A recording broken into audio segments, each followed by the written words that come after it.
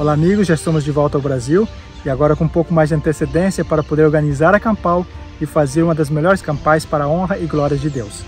Viemos fazer os últimos ajustes para a Campal de 2025 e Deus foi tão maravilhoso que nos deu muitas surpresas. Aqui descobrimos que o auditório central já está com ar-condicionado, alguns prédios foram reformados, a grande maioria com Wi-Fi. E surgiram 30 vagas a mais para a acomodação privativa, que já estavam esgotadas. Então não perca tempo, faça o mais rápido possível, garanta já a sua vaga. Muitas pessoas têm perguntado se nós vamos ter os estandes esse ano. Sim, nós vamos ter os estandes. E nós pedimos para que você que tem o interesse de fazer uma exposição ou venda aqui na nossa Campal, que mande o seu interesse então através do nosso WhatsApp, 19 99870 4871, para que a gente possa informar você como que você pode fazer essa aplicação. Uma das novidades que nós temos para esse ano é que se você trouxer um amigo não adventista, você vai ter um desconto e o seu amigo também vai ter um desconto. Entre em contato conosco no nosso WhatsApp para saber mais a respeito desse plano. Em breve teremos mais informações sobre a Campal. Lá na aba FAQ, você vai encontrar muitas informações que você precisa para chegar aqui, condução, locomoção, os aeroportos mais próximos, como você chegar aqui no local da instância Árvore da Vida. Se você tiver mais dúvidas, pode nos perguntar também no nosso WhatsApp. Nos ajude a divulgar essa Campal. Ela será uma bênção e você não vai se arrepender. 17 a 21 de abril de 2025, aqui na instância Árvore da Vida. Então, não deixe para depois. Faça já a sua inscrição. Você não pode perder este evento. Que Deus abençoe e nos vemos em breve.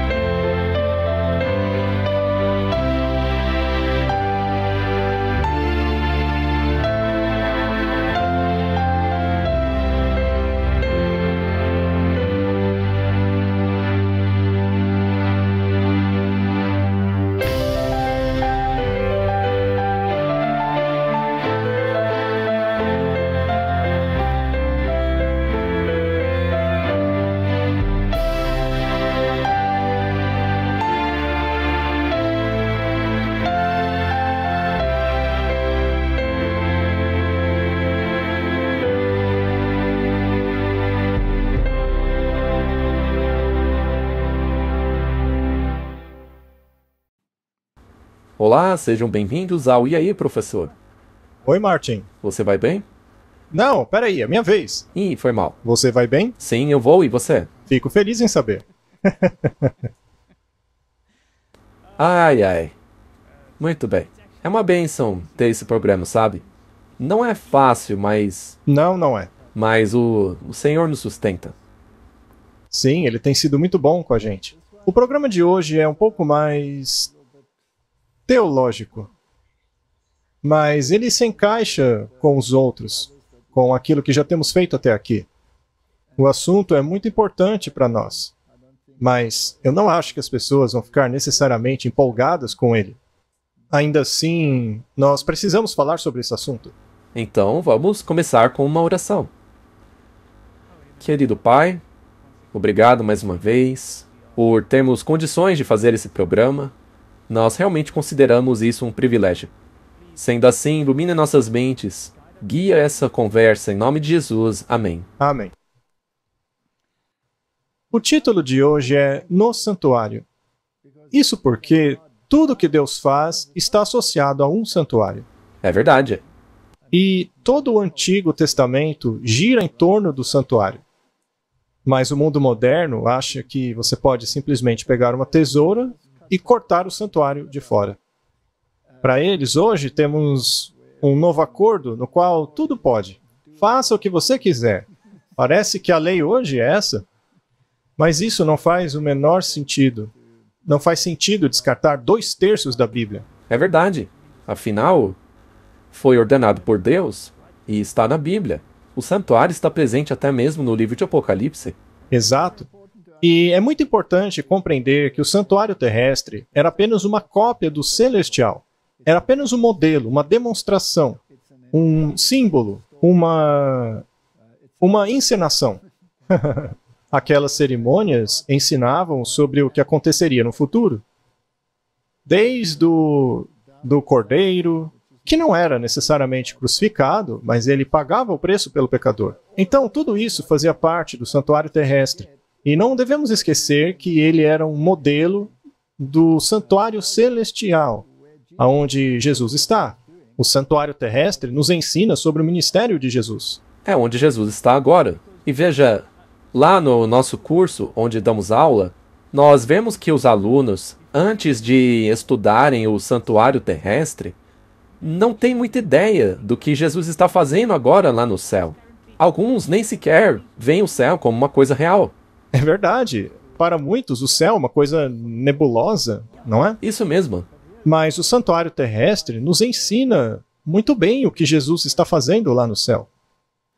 Mas nós não vamos discutir hoje sobre o santuário em si e a sua mensagem. Vamos falar sobre a importância da administração do santuário com relação ao curso da história. E quais são as suas implicações? Porque isso é um assunto muito sério. Porque instituições inteiras podem acabar sendo deixadas de lado. O tema de hoje tem um subtítulo, que é Revisitando a História.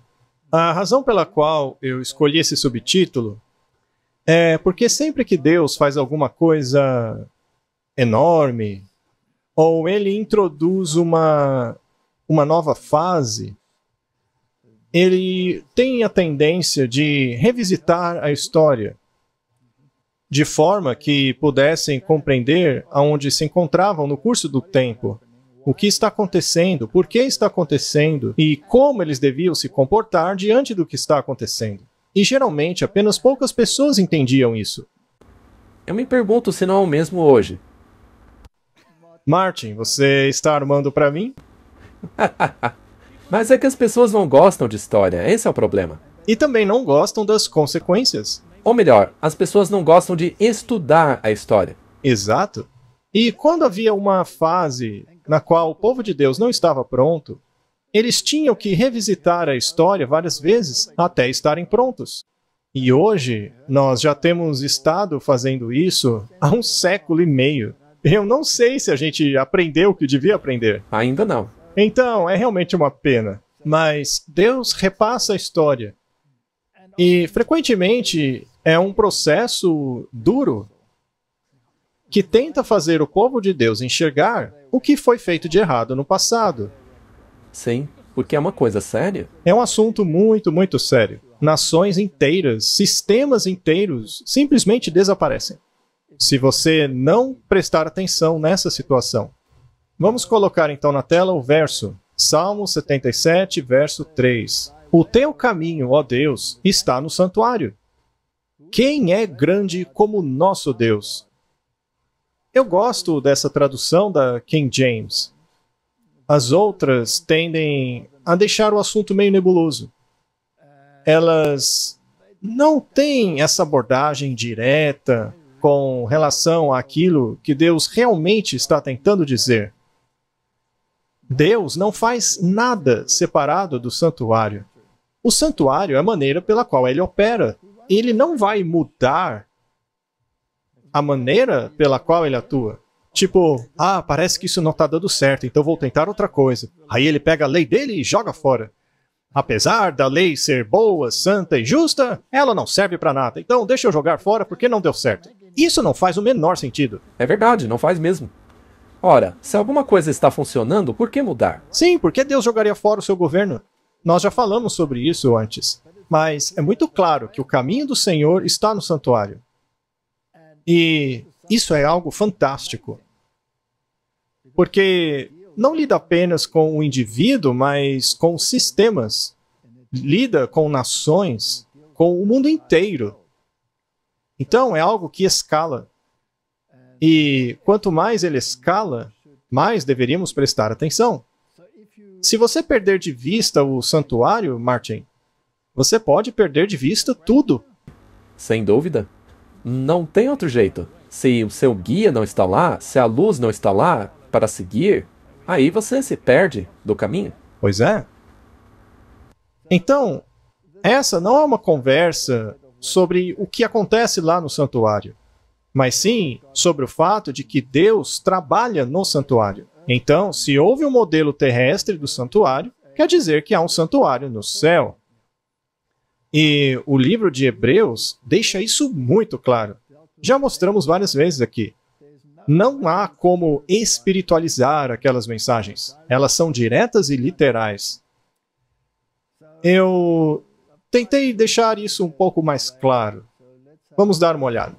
Sempre que o povo de Deus passava por um período de mudança ou uma transformação no modo como Deus lidava com eles, a história de sua experiência era recitada para eles. Muitas vezes isso acontecia quando, devido à sua teimosia, Deus era forçado a mudar suas circunstâncias para trazê-los de volta à razão. Sua história era relembrada quando, por desobediência, precisavam retornar ao deserto devido à incredulidade, quando eram levados ao cativeiro, ao exílio, ou mesmo quando voltavam do exílio. A história deles era revisitada para que compreendessem o porquê tal coisa tinha acontecido. Isso servia para lembrá-los do porquê as calamidades aconteceram em primeiro lugar. Curiosamente, sua história também era relembrada quando um novo período em sua experiência estava para começar, como na entrada deles em Canaã. Moisés, no livro de Deuteronômio, revisita a história dos israelitas para fortalecê-los na sua entrada em Canaã. Ele repassa toda a história do povo desde o início. É uma revisitação para lembrá-los de sua experiência, suas falhas e suas vitórias. Mas, mais do que isso, para lembrá-los do poder de Deus, dos milagres de Deus, de sua paciência e misericórdia. Era como se fosse uma lição para discernirem o caráter de Deus, para conhecê-lo e amá-lo, que é o primeiro mandamento. Você concorda? Claro que concordo. O amor por Deus leva à compreensão e obediência de seus mandamentos. Não porque somos obrigados, mas porque os compreendemos. É porque nós queremos. Isso mesmo. Não é? Para mim, é impressionante. Enquanto eu lia isso aí, eu comecei a perceber o que você queria dizer. É como cada vez que você lê na Bíblia, quando você lê uma parte na qual se repete algo que aconteceu, como o povo apostatou, como o povo falhou, isso é repetido para a nossa compreensão. Sim, era para chamar a atenção deles. Eu acredito que estamos rumando para os eventos finais, o que significa que estamos no limiar de entrar na Canaã Celestial. Ou seja, uma grande mudança. Seria bom revisitarmos um pouco de história? Sem dúvida.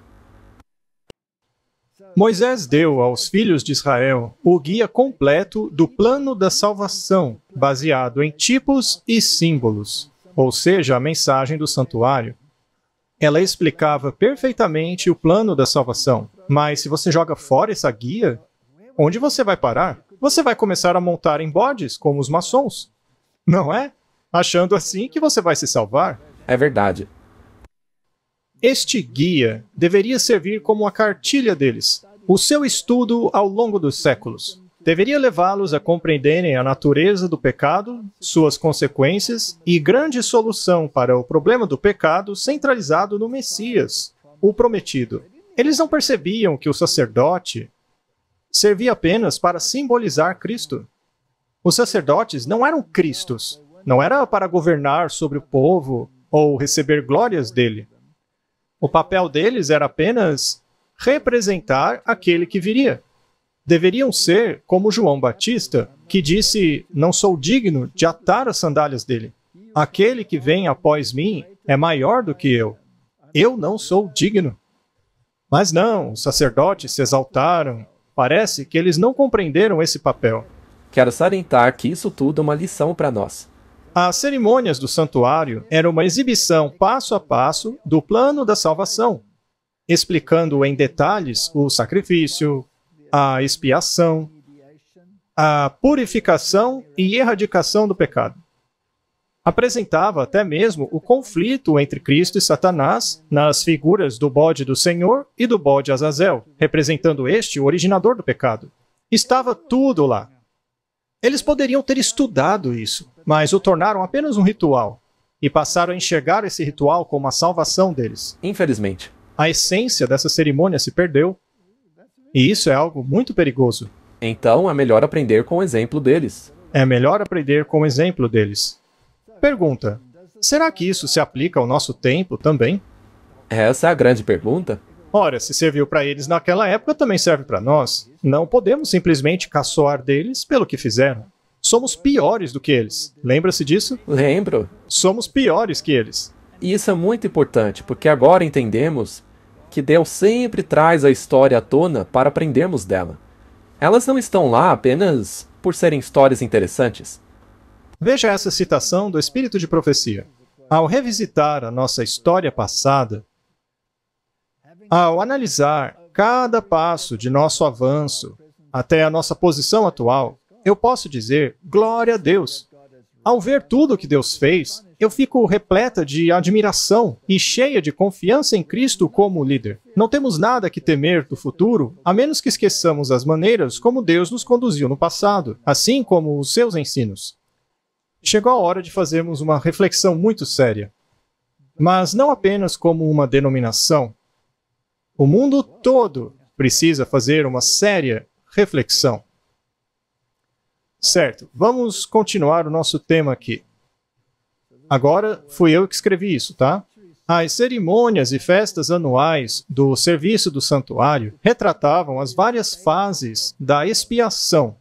E tivessem os judeus internalizado cada fase, não teriam tão prontamente mal interpretado as Escrituras com relação ao Messias e sua missão.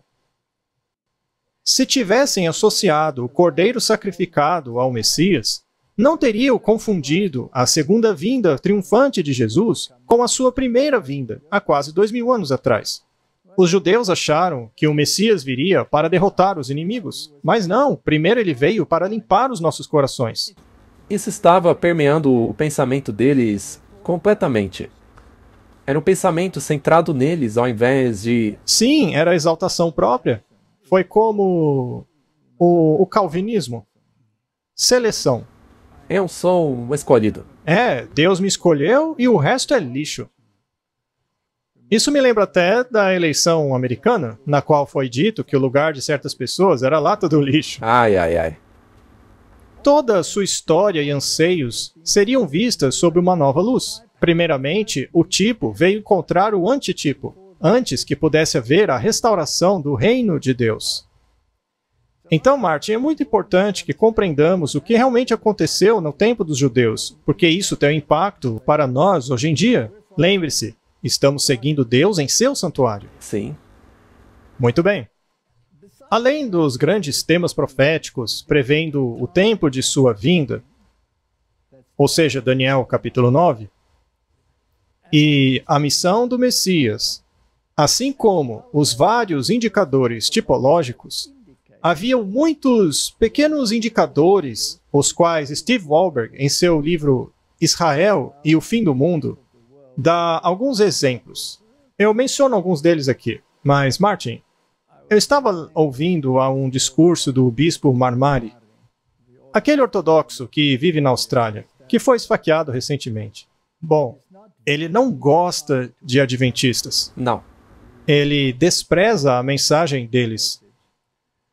E eu ouvi-lo recentemente falar sobre Daniel capítulo 9 e as 70 semanas. E eu fiquei com dó dele, porque ele é tão confuso. Ainda assim, é determinado de forma que ele não parece estar confuso. Mas ele erra tudo. Ele erra todos os tempos. Uma coisinha ou outra ele acerta, mas, por exemplo, a semana final, eles jogam lá para o futuro. E aí começam com aquelas datas erradas. Não há substância nenhuma na interpretação deles. Ele chama de a profecia do Messias. Ainda assim, é incapaz de apontar uma data ou qualquer coisa parecida. E é muito triste como eles interpretam isso. Sim, mas se a gente voltar na história, se voltarmos à Reforma Protestante, eles acertaram.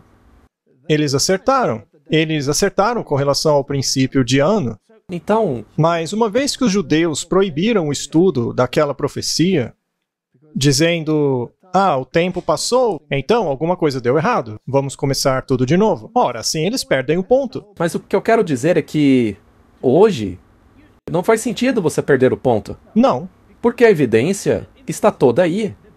mas já perderam o ponto. Mesmo hoje. Na verdade, a maioria das igrejas perdeu o ponto. Bem, eles não deveriam ter perdido. Afinal de contas, a evidência está aí. Foi descoberto mais uma vez. Martin, eles poderiam ter reconhecido o tempo. Os judeus poderiam ter identificado que o Messias havia chegado. Afinal, eles tinham a data exata por meio da profecia. Você disse outro dia que quando os magos do Oriente chegaram, eles tiveram outra chance para rever as profecias. Eles tiveram todas as oportunidades. E entre elas, há algumas que são bastante sutis, que foram pontuadas por Steve Wahlberg, e eu gostaria de falar sobre elas. Vamos ler algumas então. No Antigo Testamento, um homem chamado José sonhou sonhos e foi acabar no Egito. Já no Novo Testamento, outro homem chamado José também sonhou sonhos e foi parar no Egito. É sutil, mas não deixa de chamar a atenção. Em Mateus 2,12 diz assim: E tendo sido alertados por Deus em um sonho de que não deveriam voltar a Herodes, partiram para o seu país por outro caminho, falando sobre os sábios que vieram lá do Oriente. E quando eles foram embora, eis que o anjo do Senhor apareceu a José em um sonho, dizendo: Levante-se, pegue a criança e sua mãe e fuja para o Egito. E lá você ficará até que eu fale contigo, pois Herodes irá procurar matar a criança e destruí-la. Então veja, os judeus tinham todos esses indicadores. Estava bem ali debaixo do nariz deles. E eles ignoraram. E não apenas isso. Ele levantou-se, pegou a criança e sua mãe, e pela noite fugiram para o Egito. E ficaram lá até a morte de Herodes. Para que assim fosse cumprido o que fora dito do Senhor por meio do profeta que disse: Para fora do Egito eu chamei o meu filho. Então, há sempre essa revisitação da história. Estude a história, estude a história. Isso também nos mostra que o Antigo Testamento está vivo dentro do Novo Testamento. Um permeia o outro. Não se pode ignorá-lo. Não se pode ficar sem a substância no Novo e o tipo no Antigo. Eu só queria dizer outra coisa. Também é muito maravilhoso quando é dito na Bíblia que Jesus, por meio dos seus profetas, revela antes da hora aquilo que vai acontecer. Para que quando acontecer, você creia. Aqui Mateus faz menção a Oséias, quando diz: Quando Israel era menino, eu o amei, e do Egito chamei o meu filho. Isso é fascinante, porque aqui ele chama Israel de o filho que ele chamou para fora do Egito em um sentido literal. Mas no Novo Testamento isso é aplicado a Cristo. Então, em outras palavras, o que queremos dizer é que toda a essência do sistema judaico era centrada em Cristo. Tudo era um símbolo de Cristo. Só que eles focaram tanto na tipologia que acabaram jogando fora o tipo, ou seja, Cristo. E isso é uma belíssima ferramenta para se estudar a Bíblia também. Então, aqui Deus chama Israel de o seu filho, mas Mateus aplica isso a Jesus. Então, essa história dos judeus encontra seu cumprimento completo em Jesus Cristo. É uma bela tipologia. Em Isaías 41, verso 8, Deus chama Israel de seu servo. Aqui, em Isaías, diz assim: Você, Israel, é o meu servo. Jacó, a quem escolhi, a semente de Abraão, meu amigo. Mas, em Mateus, a figura do servo é expandida de Israel para Jesus. Então, quando lemos essa declaração, lemos assim: Eis aqui o meu servo, a quem sustenho, o meu eleito, em quem se apraz a minha alma. Pus o meu espírito sobre ele. Ele trará justiça aos gentios. Não clamará, não se exaltará, nem fará ouvir a sua voz na praça. A cana trilhada não quebrará, nem apagará o pavio que fumega. Com verdade trará a justiça. Não faltará, nem será quebrantado, até que ponha na terra a justiça, e as ilhas aguardarão a sua lei. Muito bem, isso se aplica a Jesus Cristo, não é? Martin, quando diz assim, ele não clamará, não se exaltará, nem fará ouvir a sua voz na praça, você poderia rebater isso dizendo, mas Jesus ensinou nas ruas e nos lugares públicos e todo mundo ouviu sua voz. Será que então a Bíblia se contradiz? Não, porque você deve olhar o que os fariseus fizeram. Eles clamavam nas ruas, erguiam sua voz a fim de se exaltarem. Jesus, no entanto, não fez isso para se exaltar. Ele apontava para o plano da salvação. É por isso que é dito que ele não faria sua voz ser ouvida. Não é centralizado em si mesmo. Ele não era orgulhoso. E isso, naturalmente, é completamente contrário à natureza caída da humanidade, que é centrada no próprio eu. Especialmente você, Martin. Deve ser então, né? Tô brincando. A verdade é que todos temos esse problema. Sim, todos nós somos assim. Em Salmo 80, verso 8, Israel é chamada de a videira. Mas Jesus diz que ele é a verdadeira videira. Então, tudo isso aí são tipos, são histórias encenadas. Israel é chamada de a semente de Abraão em Isaías 41, verso 8. E Paulo, em Gálatas 3,16, diz, para Abraão e sua semente foram feitas as promessas. Ele disse isso se referindo a Israel. A Escritura não diz, e aos seus descendentes, como se falando de muitos, mas ao seu descendente, dando a entender que trata-se de um só, ou seja, Cristo. Em outras palavras, mais uma vez, você tem o modelo se cumprindo em Jesus. O tempo todo. Bom, deve ser difícil quando você acha que você é o cumprimento da coisa, porque, nesse caso, tem que abrir mão da sua posição elevada e ceder a outra pessoa. E João Batista fez isso, pois ele se humilhou para exaltar Jesus. Assim, qualquer um que esteja em Cristo é semente de Abraão. Isso de acordo com Gálatas 3:29. Então, tudo estava centrado em Cristo. Só que os judeus centralizaram tudo em si mesmos. Assim, eles perderam de vista a Cristo e tornaram-se o inimigo dele. Pois é. Para que o próprio eu continuasse reinando, Jesus tinha que ser eliminado. Então, os judeus não enxergaram esse ponto vital. O reino que Adão perdeu era para ser restaurado aos descendentes de Adão. Adão é o pai de todos, não é? Sim. Atos 17, verso 23 nos diz, e de um só sangue fez toda a geração dos homens, para habitar em toda a face da terra, determinando os tempos já dantes ordenados e os limites da sua habitação. Jesus não está em controle de toda a humanidade e das nações? Sim. Então, não está tudo sob controle.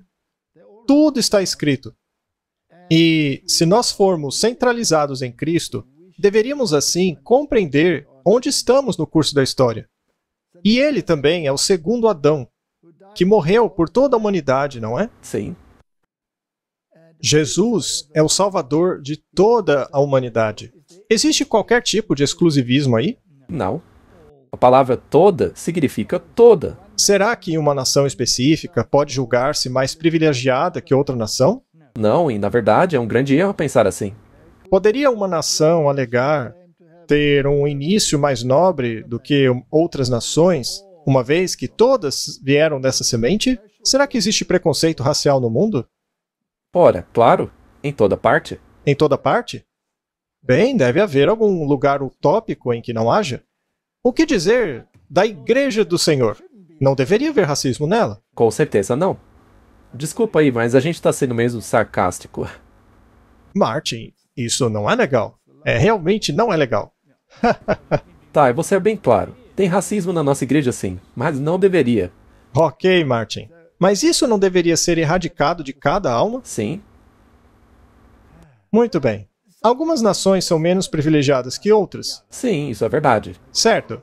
Mas isso as torna menos importantes diante dos olhos de Deus? Não. Muito bem. Eu queria que a gente enfiasse isso na cabeça. Isso nos ajudaria a ter uma existência muito mais harmoniosa. Pois Deus amou o mundo de tal maneira que apenas aquelas nações que ele escolheu como seu tesouro especial deveriam ser salvas e as outras perecer. É isso que está lá em João 3,16? Eu acho que preciso de óculos porque não foi isso que eu li. Bom, deixa eu ler direitinho então. Vamos lá. Pois Deus amou o mundo de tal maneira que deu o seu único filho, de forma que todo aquele que nele crer Veja só essa palavrinha, Martin.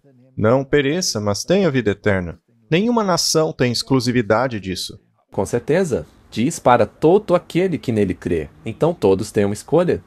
E precisa ser assim. Podemos então dizer que, na primeira vinda de Jesus, o tipo encontrou seu antítipo.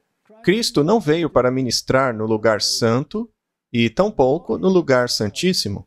Ele apenas ministrou para as pessoas no pátio. Estaria isso correto? Sim. Na verdade, o que teria acontecido a Jesus se ele tivesse pisado lá no Santo ou Santíssimo? Uau, ele seria... Apedrejado?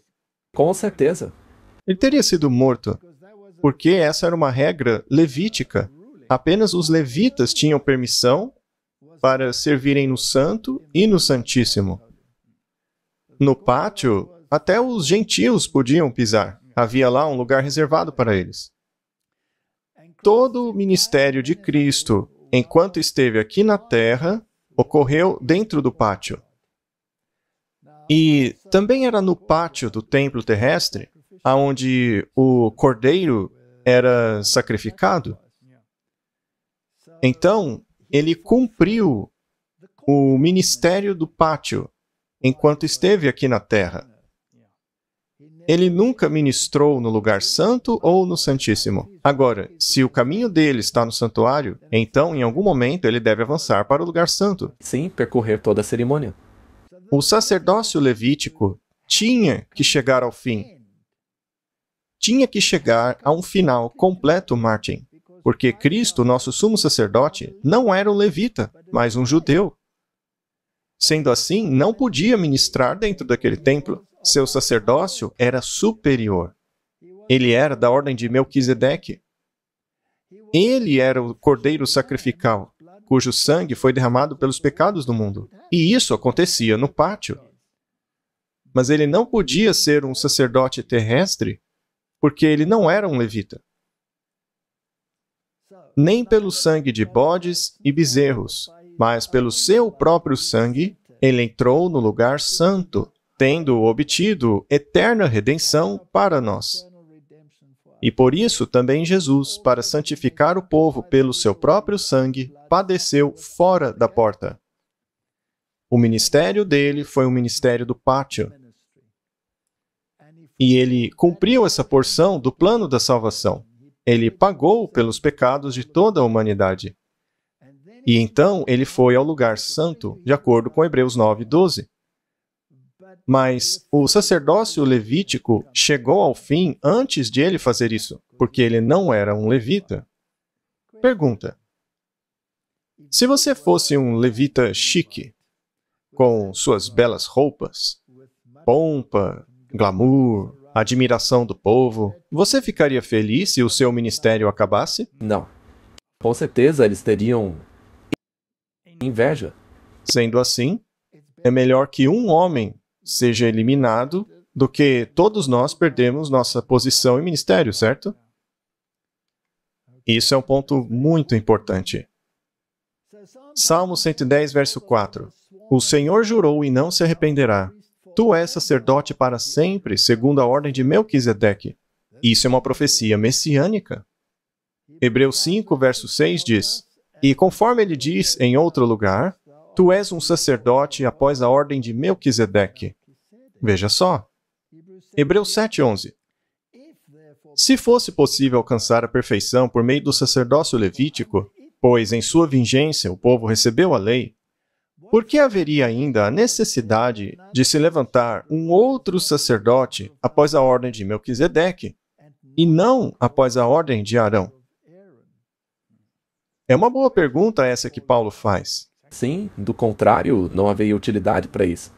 Bom, se o caminho de Deus está no santuário, então o sumo sacerdote e o ministério de Jesus no lugar santo passou a vigorar após a crucificação. Isso é bíblico, Martin.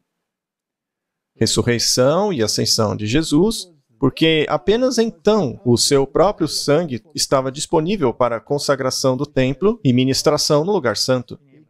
Jesus não poderia começar o ministério antes que o sangue estivesse lá. E esse lugar santo é no céu. Sim, é o santuário celestial, já que ele nunca ministrou no lugar santo do santuário terrestre. Após a ressurreição de Jesus, ele nunca foi lá no templo dizendo: agora eu vou ministrar como sacerdote porque sou da ordem de Melquisedeque. Saiam daí, levitas.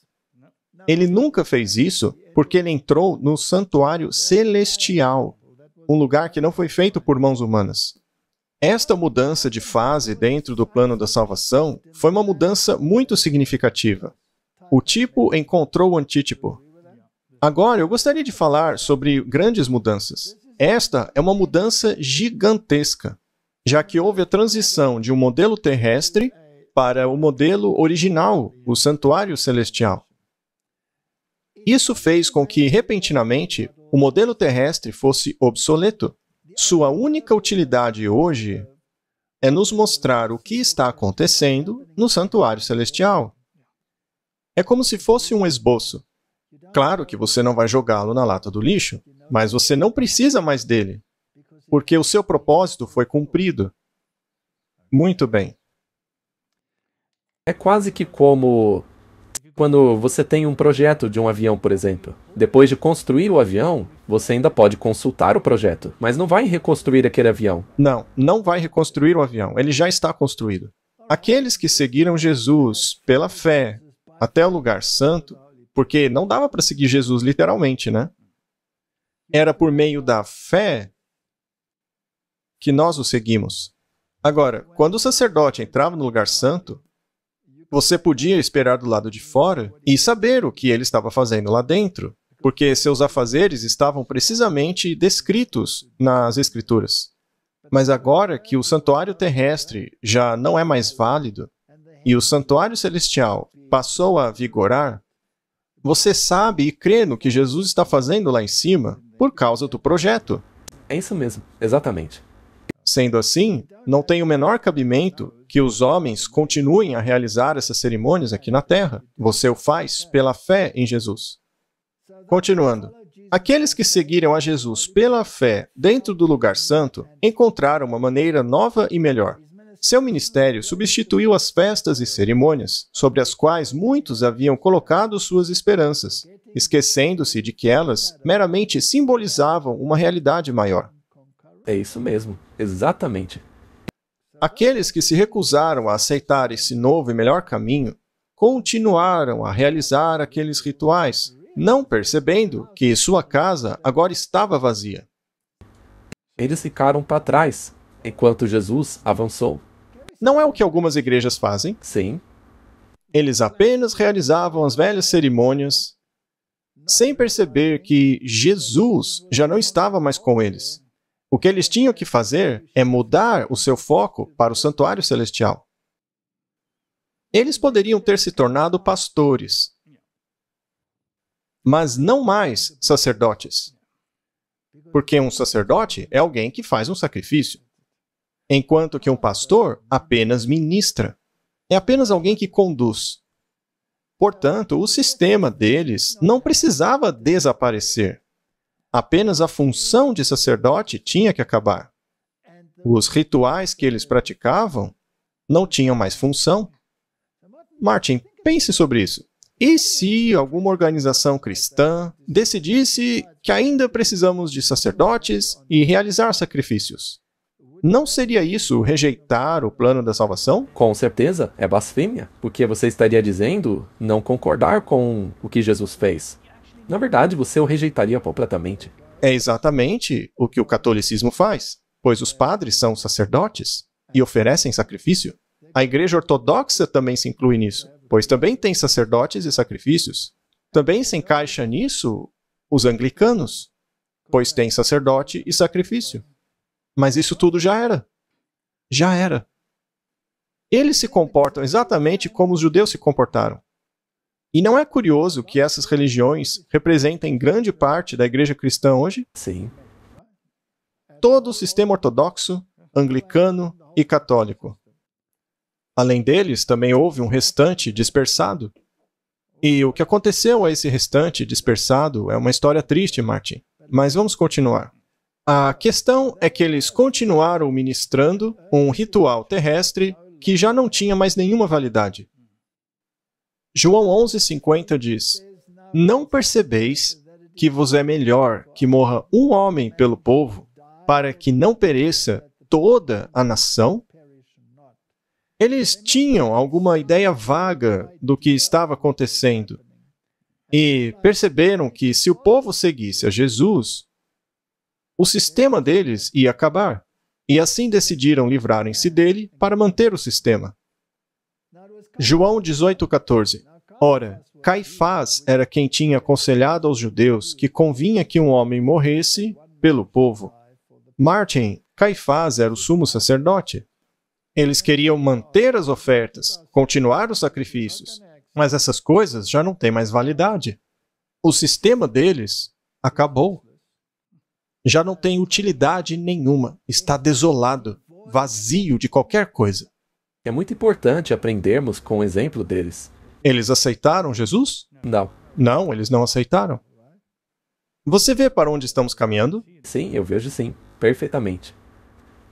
A queda do muro de separação entre os judeus e os gentios não era algo aceitável para muitos deles, porque isso acabaria com a exclusividade judaica. E qualquer um hoje que pense ser o maioral está sofrendo da mesma ilusão. Fim do sistema sacrificial com seus tipos e sombras. Fim do sacerdócio levítico e a abertura de um novo e melhor caminho. Não é basicamente o que aconteceu? Sim. Bem, de certo sentido, dá para entender porque isso os abalou como nação, porque eles foram construídos em torno disso. Sim, a ideia era assustadora. Mas se eles tivessem aceitado... Teriam ficado ainda mais felizes. Exato, não teriam mais que fazer o sistema do templo. E poderiam ter se tornado pastores.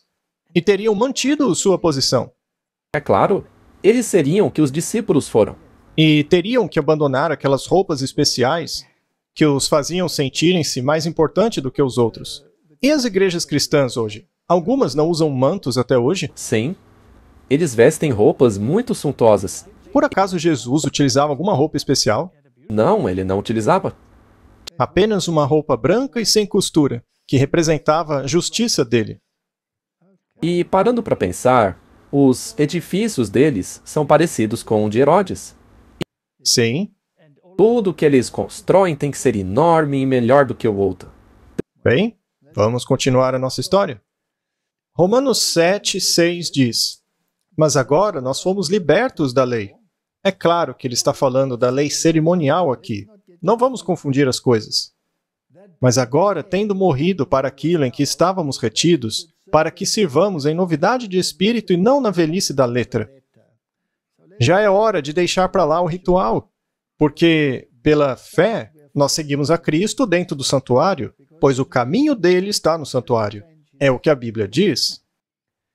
Hebreus 8:6. Mas agora alcançou ele ministério tanto mais excelente, quanto é mediador de uma melhor aliança que está confirmada em melhores promessas. Veja só, Martin, promessas melhores.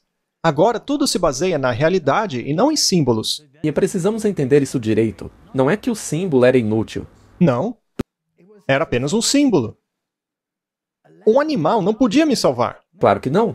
Jesus teve que morrer. O cordeiro era o símbolo disso. Exato. Portanto, era necessário que as cópias das coisas que estão nos céus, cópias, Martin, fossem purificadas com esses sacrifícios, mas as próprias coisas celestiais com sacrifícios superiores. Se o terrestre tinha que ser purificado, então o celestial precisava de sacrifícios muito melhores, a saber, o sacrifício do próprio Cristo. E aí tem esse verso muito triste. Ele veio para os seus, mas os seus não o receberam. Martin, essa é a história dos judeus. Nós olhamos para trás e achamos eles uns tolos. É, a gente diz.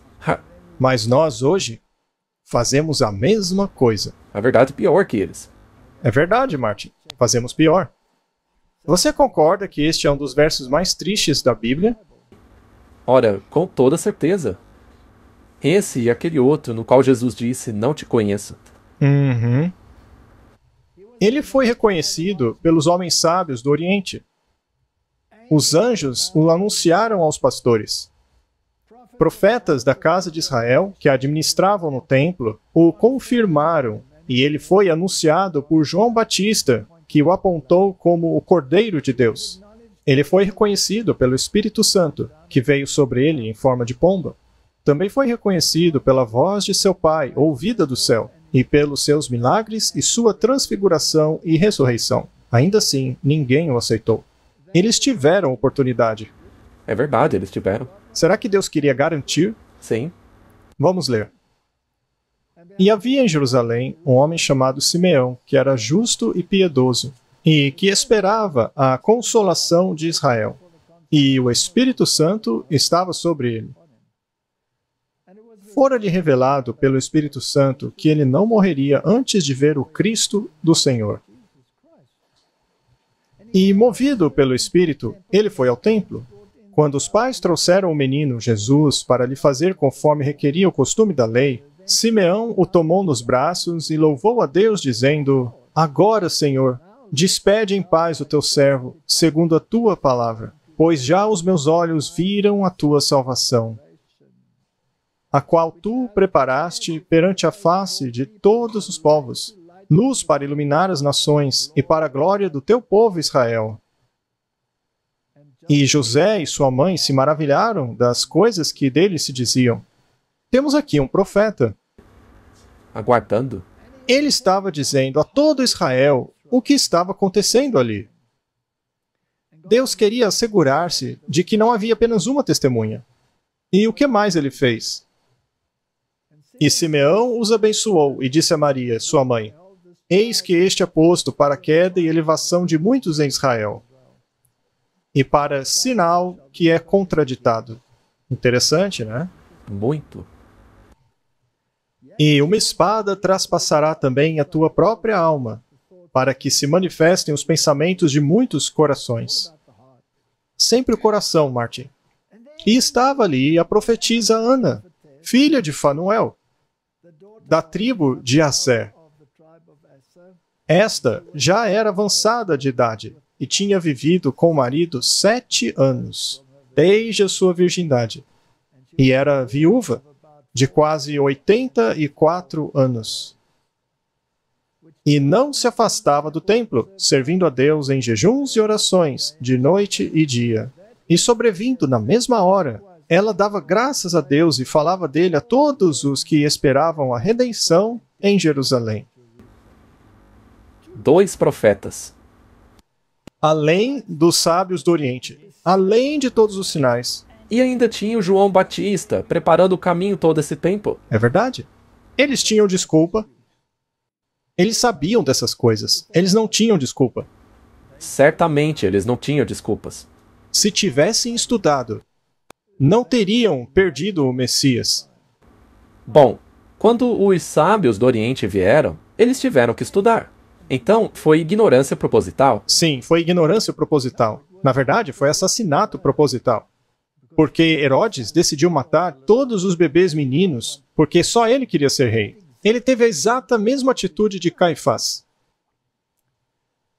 Então, no final da era judaica, lá no final da profecia das 70 semanas, que anunciava o fim do tempo de graça para a nação judaica, no apedrejamento de Estevão, a história dos judeus foi mais uma vez apresentada a eles no discurso de Estevão.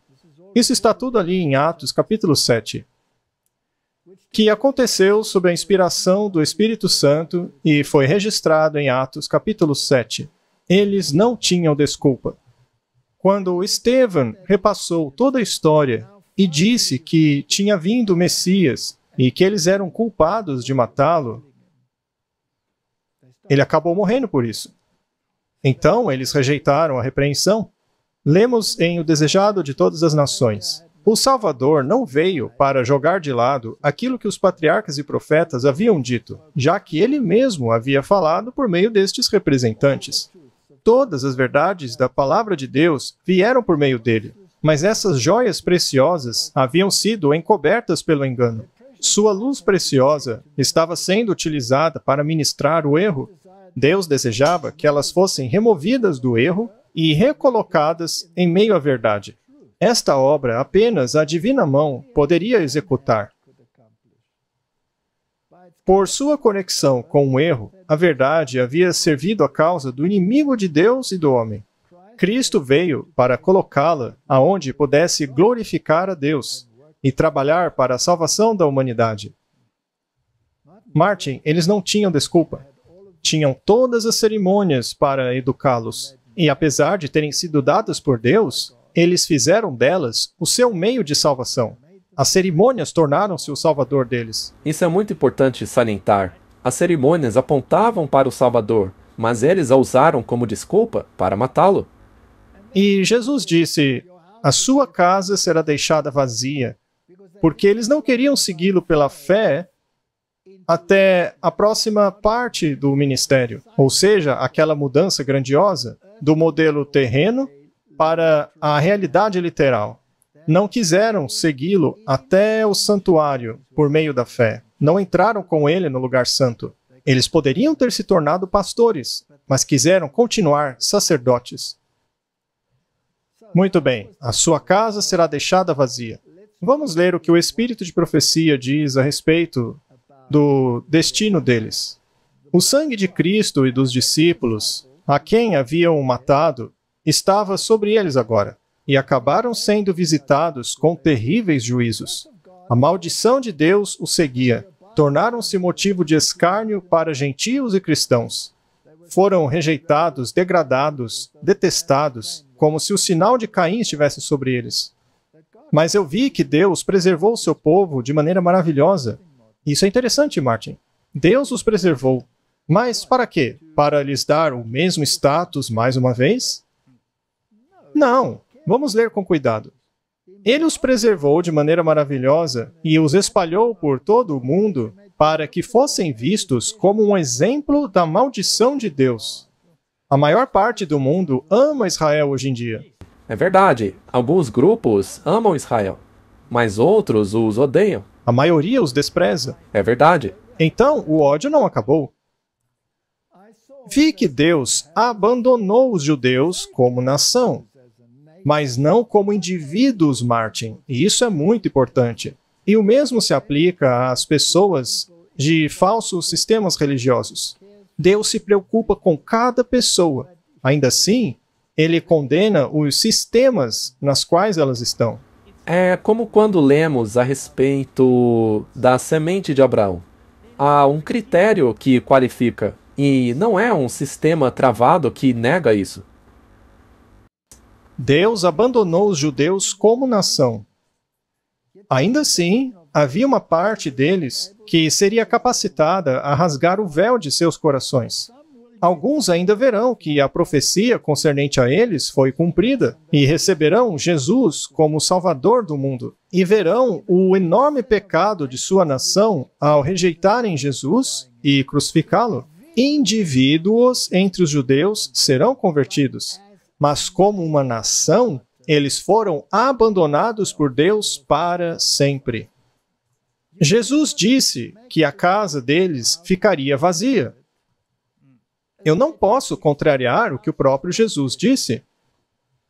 Eu não posso dizer que agora sua casa está vazia, mas que no futuro ela será restaurada. A Bíblia não diz isso. Isso é muito importante. Não haverá restauração. A casa está desolada, vazia, acabada, terminada como nação. Sendo assim, faz algum sentido reavivarem aquelas cerimônias? Claro que não, isso seria uma blasfêmia para Deus. Ainda assim, como indivíduos, eles podem ser salvos. Portanto, Martin, Cristo atuou no pátio do santuário terrestre como judeu. E daí, ele foi para a ordem de Melquisedeque, para o sacerdócio final, como sumo sacerdote no lugar santo, lá no céu. E os judeus não o seguiram pela fé. Por isso, a casa deles foi deixada vazia. Ele veio para os seus, mas os seus não o receberam. Ele veio para redimi-los do pecado, mas seu senso de justiça própria foi de maior valor para eles do que a redenção do Salvador. Ele veio para os seus, para aqueles a quem ele havia dado grande luz. Jesus e os discípulos não começaram uma nova igreja. Já falamos isso 1000 vezes aqui. Onde quer que o Messias esteja, ali é a igreja. Tudo o que é exigido de seus seguidores é ouvir a sua voz e segui-lo. Exatamente isso. Minhas ovelhas ouvem a minha voz. As ovelhas que se recusaram a ouvir a sua voz não o seguiram, mas o condenaram. É isso mesmo. Não queriam abrir mão de um sacerdócio terrestre obsoleto. Não queriam abrir mão de seus mantos especiais. Eles deveriam ter seguido Jesus pela fé até o santuário celestial, pois é lá que ele está ministrando hoje.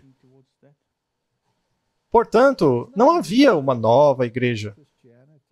E isso é um problema porque as pessoas acreditam nisso. Sim, Na verdade, se tivessem aceitado a Cristo, os próprios judeus seriam chamados de cristãos hoje, já que tudo no santuário apontava para Cristo. muito bem. O cristianismo simplesmente reconheceu o Messias que a maioria havia rejeitado. Ao reconhecerem a voz do noivo, eles não o rejeitaram. Não foi Jesus que os abandonou. Eles o abandonaram. Isso é a mais pura verdade. Muitos, mesmo dentre os fariseus, acabaram crendo nele e seguindo-o. Estes aceitaram abandonar o sacerdócio. Podemos dizer então que as ovelhas que o seguiram precisavam de redenção? Ora, somos todos ovelhas, certo? O fato de que nós o seguimos pela fé até o lugar santo não nos torna melhor que os outros. Nós ouvimos a voz dele justamente porque precisamos de salvação. Então, não somos melhores que outros. Não nos tornamos super-humanos. Fisicamente e espiritualmente precisamos da redenção. Porque este corpo que temos vai apodrecer um dia. E se não formos ressuscitados, já era. E a única maneira de sermos ressuscitados é estarmos em Cristo. É isso aí. E eu tenho uma natureza caída, e não consigo me livrar dela, a menos que Jesus me renove. A menos que Ele me justifique e santifique. Ele veio para os quebrantados de coração. Ele veio para amaciar os corações endurecidos. Portanto, nós não somos melhores do que qualquer outra pessoa. Porque Jesus disse, não sabeis de que espírito sois? Então, precisa haver uma mudança de coração. Todos nós precisamos dessa mudança. Todo mundo. Sua redenção é completa. Ele é fiel e justo para perdoar e nos redimir de toda injustiça. Ele nunca foi mais rápido do que os seus filhos pudessem acompanhá-lo. Isso é muito, muito importante. Eu também acho. Ao invés disso, ele colocava-se em seu lugar na sua jornada e tomava tempo para ajudá-los. Por exemplo, aquela mulher com aquele problema. Todos ao redor achavam que ele estava demorando. Alguns estavam ficando ansiosos e nervosos. A gente tende a fazer isso mesmo. Ele estava a caminho para curar uma pessoa, mas tomou tempo para ajudar outra em necessidade. Ainda que parecesse, ele nunca estava atrasado. É verdade.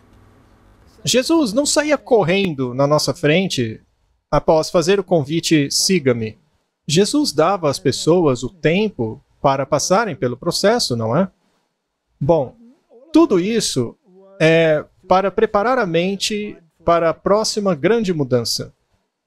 Você concorda que se ele serviu no pátio do santuário naquele tempo dos judeus e depois foi para o lugar santo lá no céu, isso não foi uma grande mudança de todo o cenário? Com toda certeza? Não seria natural concluir então que um dia ele iria para o lugar santíssimo? Sim. A Bíblia não diz que o caminho dele está no santuário? Certo. Agora a coisa fica séria. Porque estamos no limiar de reencenar aquilo que os judeus fizeram, mas numa escala mundial, enquanto que a deles foi numa escala local. Muito bem, qual seria a próxima grande mudança? Se formos para Daniel 8:14, é dito assim: até 2.300 dias, e o santuário será purificado. Muito bem. Quando isso aconteceria? Bem, se você analisar a profecia, isso é parte da profecia das 70 semanas. Ou melhor, a profecia das 70 semanas é parte dessa profecia. Sim, a primeira parte. A primeira parte tem que ver com os judeus, dos quais acabamos de falar. Já a segunda parte trata da purificação do santuário, que acontecia no dia da expiação. Sim, no passado isso ocorria localmente lá em Israel, mas hoje deve ser global. Hoje deve ser em uma escala global, porque estamos no fim dos tempos. É importante dizer isso. Muito bem, no fim da profecia dos 2.300 dias, o santuário seria purificado. Quando essa mensagem foi pregada pela primeira vez, eles não tinham ideia do que era o santuário, pois eles tinham perdido de vista o santuário. Eles então começaram a imaginar que esse santuário seria a terra e que Cristo voltaria de novo a ela, mas ele não veio. Essa profecia termina em 1844. Isso é pura matemática, não é nenhuma fórmula mágica. Em 1844, muitas coisas interessantes aconteceram. A gente pode falar isso em outro programa, mas o fato é que a purificação do santuário terrestre era a remoção dos registros de pecado que ocorria no dia da expiação, quando Cristo iria do lugar santo para o Santíssimo. Não deveríamos nós também segui-lo para o lugar santíssimo? O que havia no lugar santíssimo? A Arca da Aliança? Os 10 mandamentos estavam lá dentro, né? Vamos à interpretação da visão. E aconteceu que, quando eu, Daniel, vi a visão e busquei o seu significado, eis que diante de mim apareceu um ser que parecia um homem.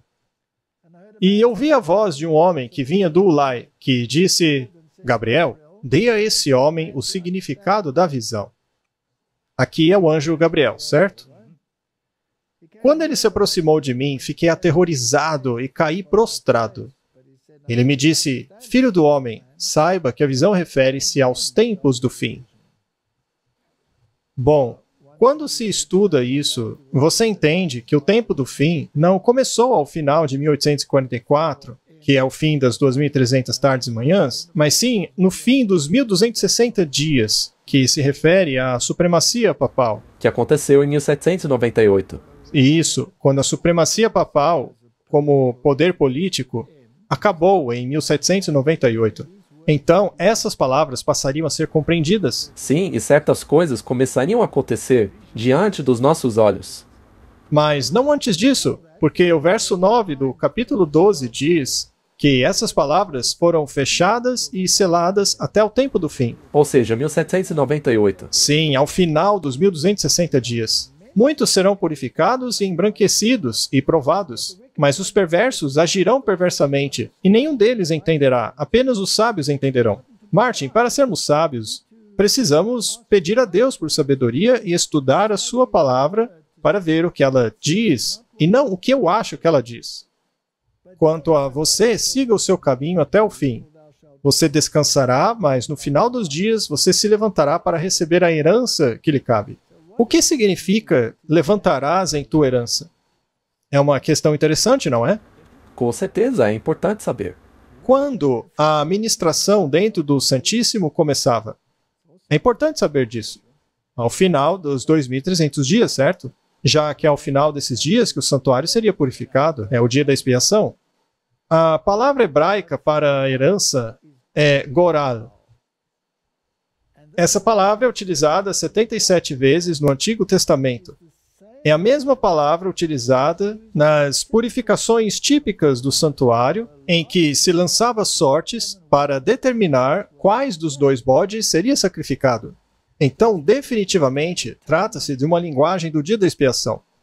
Neste dia, os israelitas ficavam do lado de fora do templo, afligindo suas almas e confessando os seus pecados, para que pudessem receber as bênçãos do sumo sacerdote quando este saísse do santuário. Ao confessar os seus pecados, você não está confessando a transgressão da lei? Sim. O sumo sacerdote não estava ministrando diante dela? Sim. Portanto, no dia da expiação, será que a lei, os 10 mandamentos, não tinham papel de importância? Com certeza. Nesse dia, Israel estava em sua herança. No dia antitípico final da purificação, os casos dos justos mortos seriam revisados diante de Deus e Daniel também permaneceria em sua herança.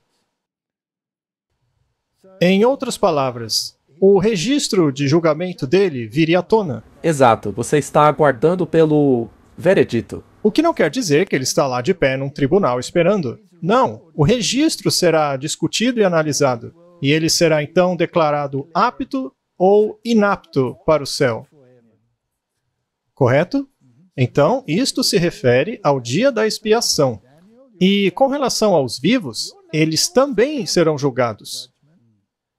Mais cedo ou mais tarde, o julgamento dos vivos começará, e o seu nome e o meu nome estarão lá no juízo. Todos teremos que permanecer de pé. É quase que como se estivéssemos de pé em uma sala esperando o resultado do julgamento.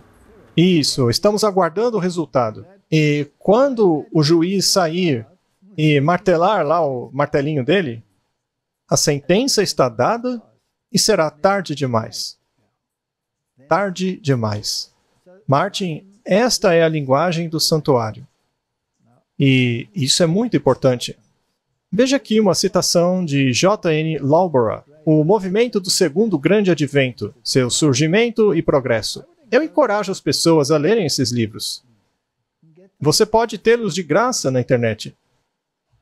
Ele escreveu: quando o relógio profético bateu e o tempo do fim começou, após os 1260 dias proféticos, que terminaram em 1798, lembre-se disso, quando o papado perdeu seu poder político, muitos dos sábios estudaram as Escrituras para determinar o fim da profecia dos 2300 dias. E muitos dos sábios começaram a compreendê-la. Isso é importante, é uma coisa universal, está acontecendo agora mesmo. Então, vamos repassar a história. Vamos estudá-la. Por todo o mundo, e independentemente uns dos outros, as pessoas chegaram à conclusão de que o período profético se encerraria por volta de 1843 a 1844. Veja só, pessoas diferentes em lugares diferentes chegaram à mesma conclusão. Exato.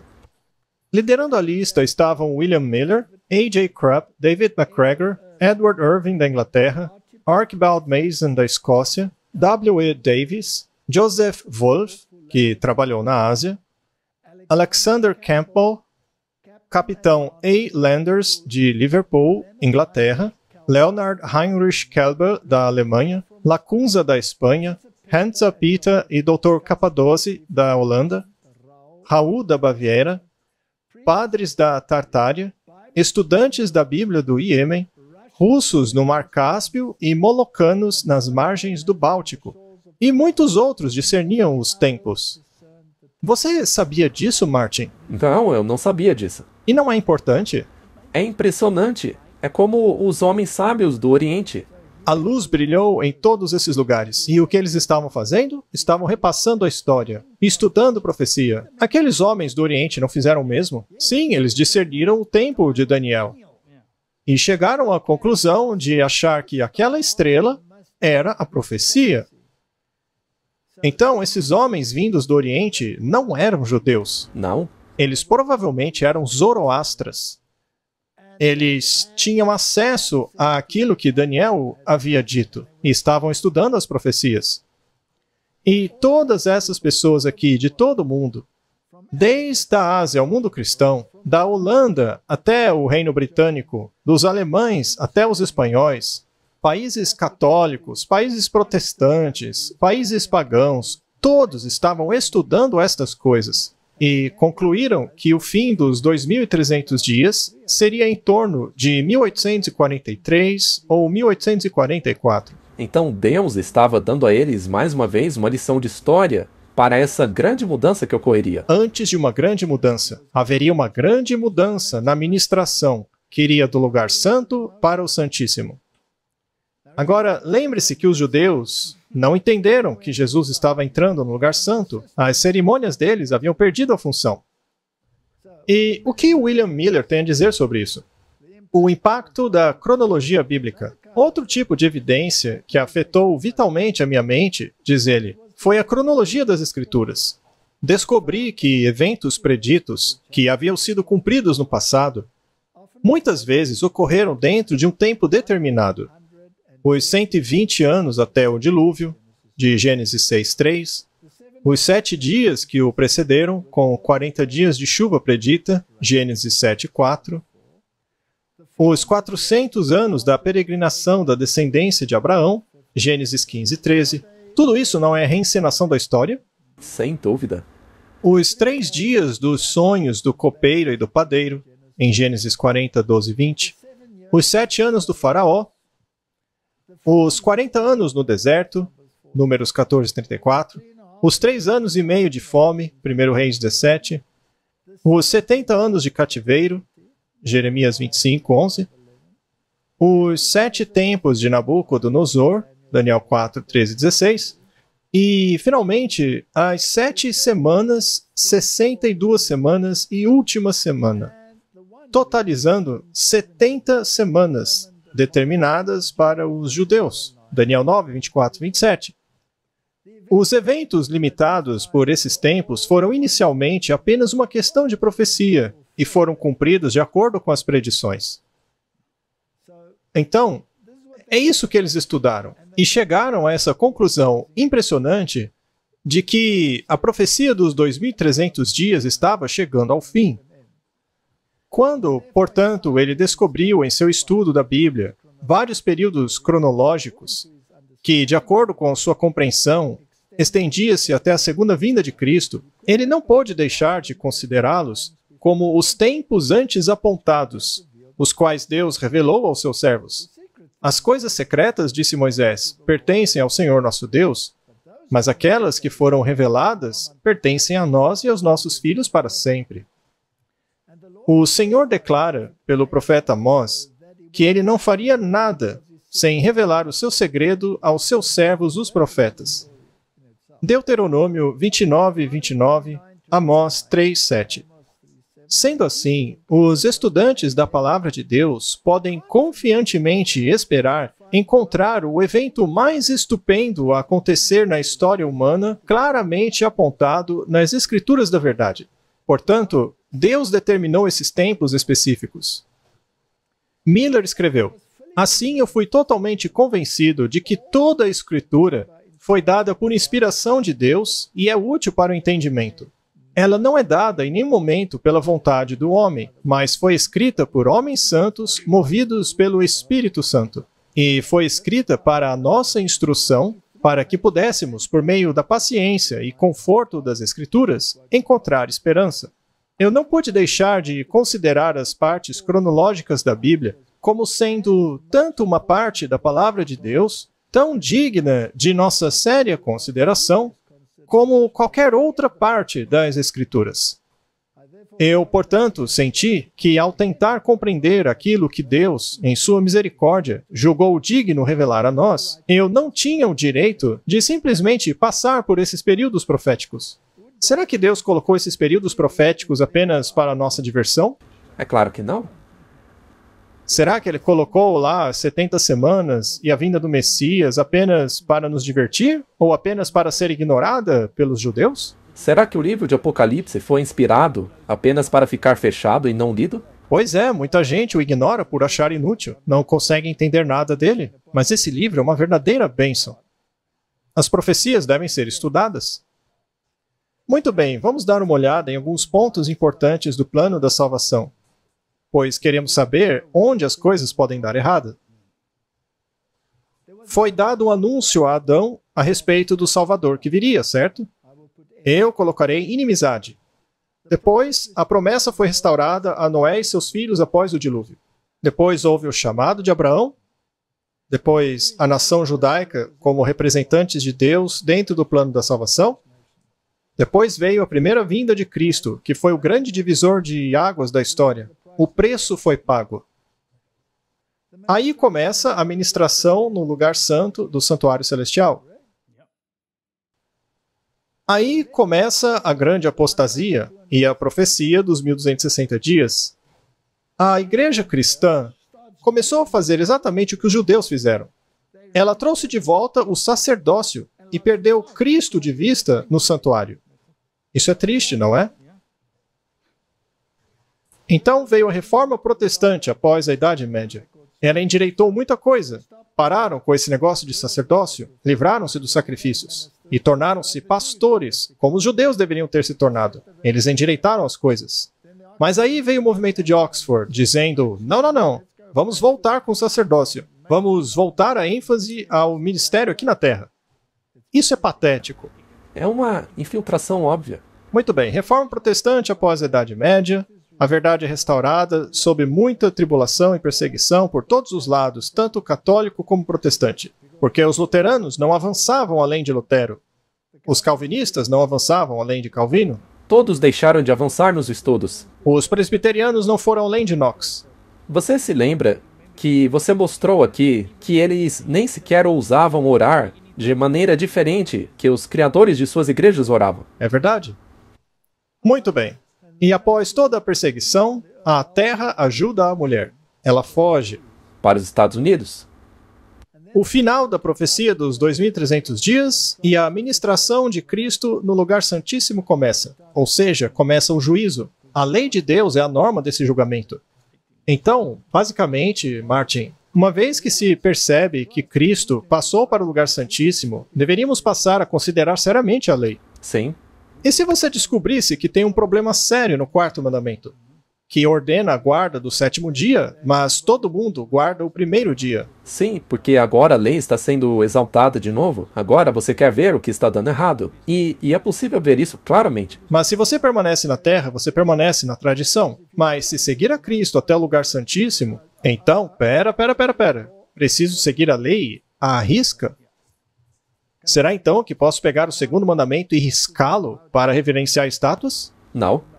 Não, porque o segundo mandamento está no Decálogo. Será que posso dividir o nono para ficar com 10 de novo? Claro que não. Posso mudar o palavreado? Você não pode mudar nada. Bom, será que posso jogar tudo fora? Não. Porque seremos julgados pela lei. Você não pode modificá-la em nada. Muito bem.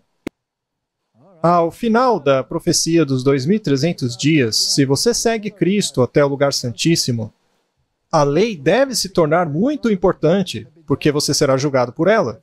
Você tem que se perguntar, como os israelitas, será que eu estou em harmonia com Deus? E se eu não estou em harmonia com a lei, por causa de minhas tradições, eu não deveria mudar? Sem dúvida. E se eu não quiser? Bem, então você não seguirá Jesus. E eu não estaria seguindo o caminho dos judeus, tornando-me desolado? É isso aí. Continuando. Então, a verdade perdida é restaurada. Não é? Os judeus perderam de vista a verdade. Eles a envolveram numa roupagem falsa. E o mundo cristão hoje não fez o mesmo. Liderados pelo catolicismo, eles reintroduziram o sacerdócio. Os ortodoxos, os anglicanos, também reintroduziram o sacerdócio. E aí, as outras igrejas começaram a negar a lei e a manter uma falsa lei. Mas a norma da verdade foi escrita pelo dedo de Deus e está no lugar santíssimo. Então, quando Cristo vai ao lugar santíssimo, eu devo segui-lo pela fé. Exato. Eu devo perguntar, o que está fazendo, Senhor? E ele dirá, estou julgando, pois chegou a hora do juízo. Deus verificará até mesmo o caso de Daniel, para ver se ele guardou a lei. E Deus dirá, e a sua vez, meu amigo, está chegando. É isso mesmo. E eu devo dizer, Senhor, por qual norma o Senhor está julgando? Onde posso ler a respeito dessa lei e quais são as consequências? Estão bem aqui, na Arca da Aliança, escritas com o dedo de Deus. Se querem compreender o que ela diz, vá e leia Êxodo capítulo 20. E veja em que situação você está. Mas, Senhor, eu tenho a minha tradição, que é contrária à sua lei. Eu quero continuar guardando a minha tradição. Bem, então você está seguindo o caminho dos judeus. O próprio Jesus falou, em vão vocês me adoram. Então a verdade deve ser finalmente restaurada, em sua devida roupagem. E depois disto, a imagem da besta é formada, a marca da besta é implementada, e finalmente teremos um tempo de angústia como nunca houve. Há uma grande consequência, Martin, em se rejeitar as grandes mudanças de Deus. E então, temos a segunda vinda. E analisando essa lista aí, se analisarmos a história, 11 desses eventos já passaram. Sim, Estamos quase no número 12. estamos quase lá. Muito bem. Mas por que o final da profecia dos 2.300 dias significou uma grande mudança de fase dentro do plano da salvação? Bem, o dia de juízo antitípico, o dia da expiação, foi anunciado pela proclamação da primeira mensagem angélica. É isso aí. A mensagem diz que a hora do juízo chegou. Adorem aquele que fez. 1844 vai a todo mundo. A mensagem de 1844 foi a todo o planeta, dizendo que deveriam adorar aquele que fez o mundo. Sendo assim, não podemos, pelo ecumenismo, estar juntos a um sistema que rejeitou a Cristo ao reintroduzir o sistema do sacerdócio e alterou a lei de Deus. Mas o mundo insiste nisso. Queremos adorar na nossa tradição. Os judeus não fazem isso? Mesmo na primeira mensagem angélica, já há um reconhecimento de que Deus é o Criador e que o lembrete disso é o sábado. Correto, não há desculpa para errar. Temos que nos separar do erro. E se Cristo foi ao lugar santo e a lei se tornou proeminente, e se há uma contradição entre a lei e o seu sistema, e você se apegar a ele, você está escolhendo sair. O dia da expiação antitípico foi anunciado pela primeira mensagem angélica. Cristo passou do lugar santo para o lugar santíssimo, e aqueles que o seguem pela fé até o lugar santíssimo descobrem a imutabilidade da lei e tornam-se arautos da segunda e da terceira mensagens angélicas. Aqueles que não aceitam os princípios do juízo, ou a mensagem de que o juízo já começou, Martin, eles caem. Infelizmente. Eles caem. E não anunciam a segunda mensagem angélica, porque esta diz que Babilônia caiu. E a terceira mensagem diz que se você continuar no seu caminho, apegando-se à sua tradição e não à lei de Deus, você está encrencado. Mas o que aconteceu às igrejas que se recusaram a seguir a Cristo? Algumas delas começam a dizer que a lei mudou. Outras dizem que a lei foi abolida. E outras dizem que nós criamos a nossa própria lei. E no caso da nação judaica, bem, a casa deles está vazia. Eles caíram. Caíram porque beberam do vinho da fornicação. Ou seja, de falsas doutrinas. Eles têm alguma desculpa? Não. Porque a lei é muito explícita. Eles se recusaram a aceitá-la. E eles deveriam ter estudado a história para compreender essa questão. Muito bem. Eu vou ser bem direto aqui. Qualquer denominação, seja protestante ou não, que rejeite a lei de Deus, que não siga a Cristo por meio da fé até o lugar santíssimo, será, assim como a nação judaica, abandonada por Deus para sempre. Estes sistemas serão para sempre abandonados por Deus. Indivíduos, como no caso dos judeus, podem ser salvos se voltarem a estar em harmonia com os princípios de Deus e aceitarem o que Jesus está fazendo no lugar santíssimo, que é julgar por meio da lei. Não é? Por implicação, isso significa guardar a lei. Muito bem. Isso é muito sério. Você está me dizendo que você concorda, por exemplo, que os anglicanos, como denominação, que reintroduziram o sacerdócio e aceitaram uma lei espúria, que é a lei que o catolicismo romano criou, e não a lei original que Cristo está utilizando em seu julgamento no lugar santíssimo, você está dizendo que a casa deles está vazia? Sim. Eles se tornaram um ninho de maçons. Infelizmente. E o que dizer dos metodistas? E os congregacionalistas? Com certeza. O que dizer de qualquer denominação que não reconhece a lei de Deus? A casa dela não está vazia? Sim. E você pode ver isso pelos frutos. Precisamos falar sobre isso. Então, o caminho de Deus está no santuário. Neste tempo de provação, quando o povo de Deus deverá ficar de pé no tribunal, temos uma mensagem a levar, a proclamação das 3 mensagens angélicas. As verdades bíblicas que foram enterradas pelas areias do tempo devem ser restauradas, e o espírito do verdadeiro protestantismo deve ser reavivado.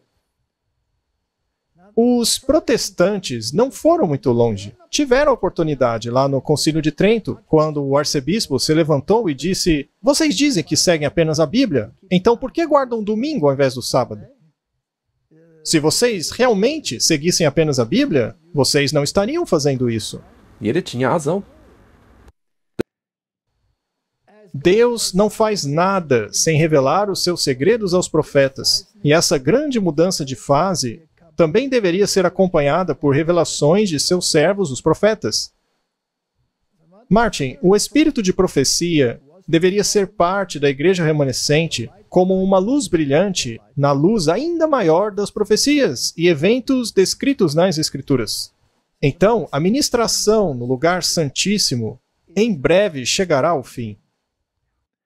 Quando esse ministério chegar ao fim, a sentença estará dada.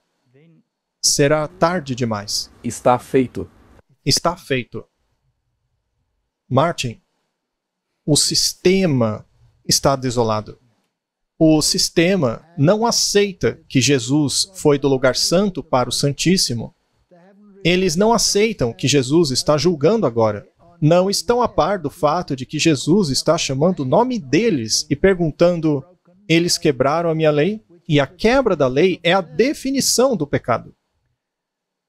Lemos em Mensagens Escolhidas: é o dever do povo de Deus manter as suas lâmpadas acesas. Sejam como homens que esperam pelo noivo, quando ele retornar do casamento. Vocês não têm um momento a perder em negligência com a grande salvação que foi provida a vocês. O tempo de prova das almas está chegando ao fim.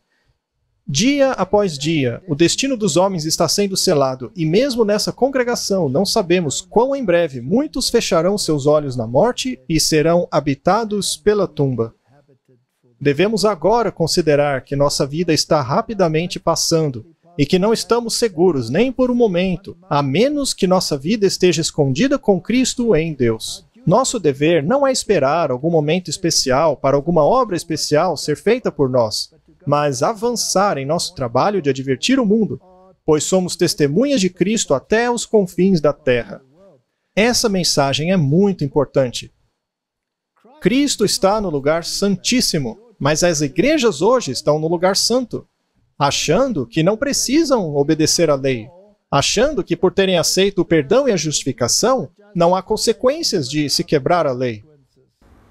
Elas estão desoladas, vazias. Estes sistemas caíram, são parte da Babilônia, se uniram ao movimento ecumênico, que aliás começou em 1844, com a criação da Associação de Jovens Moços Cristãos, o primeiro grupo ecumênico do planeta, e escalou desde então a um ponto em que abriram mão da justificação e da santificação, de acordo com as próprias doutrinas. Eles caíram. Sai dela, povo meu. O que vai acontecer após isso, Martin, é a segunda vinda de Cristo. E aí já será muito tarde.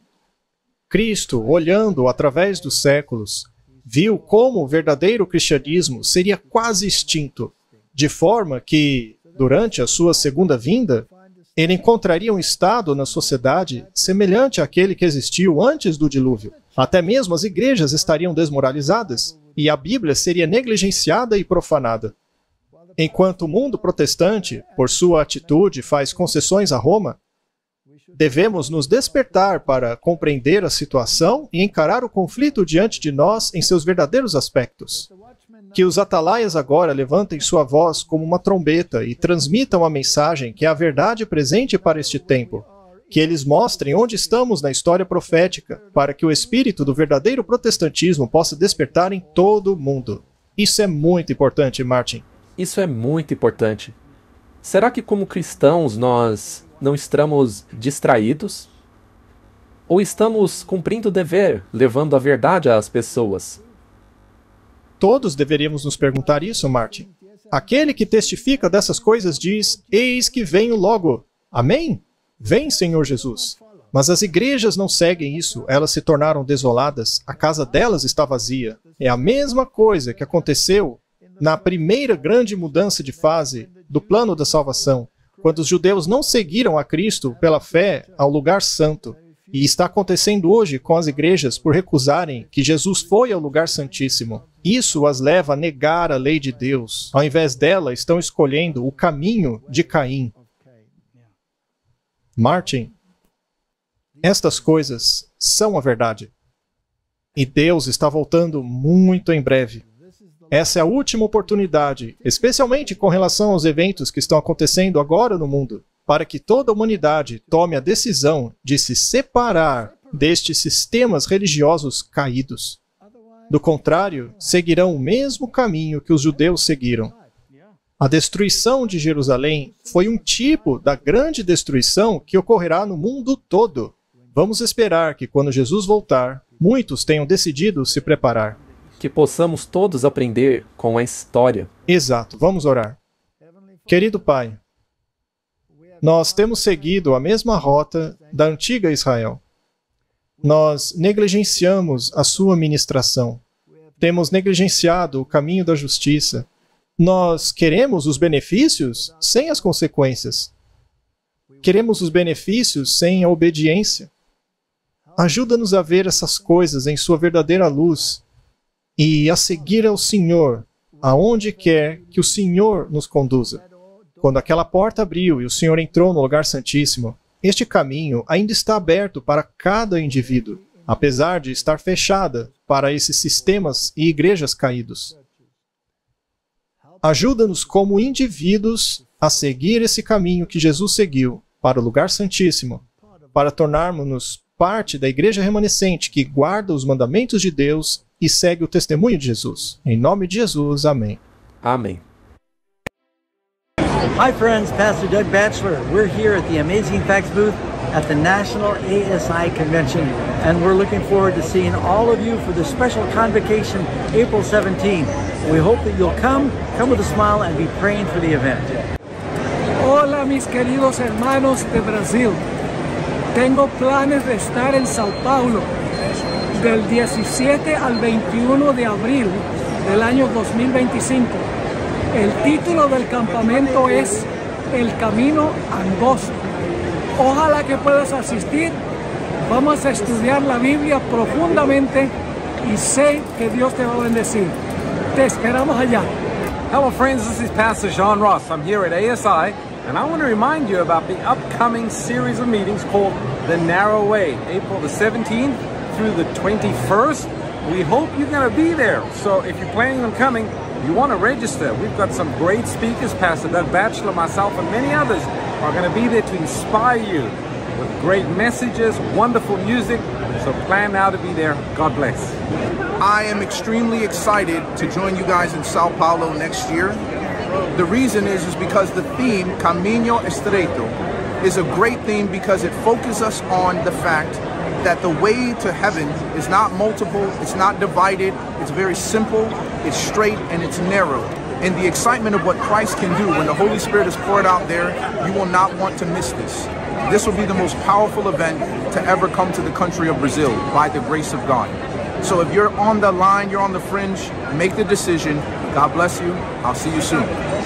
Hi, I'm Barbara O'Neill, and I'm going to be in Brazil between the 17th and the 21st of April 2025 at a camp meeting there called The Narrow Way, and I look forward to seeing you there. Hello, my Brazilian brothers and sisters. It's Christian Berdal from Shepherd's Call Ministry, and I'm so excited to invite you to Brazil. I'm coming back. There's going to be several of us together, amazing speakers. It's going to be an incredible weekend together. So make sure that you sign up here. Estamos juntos!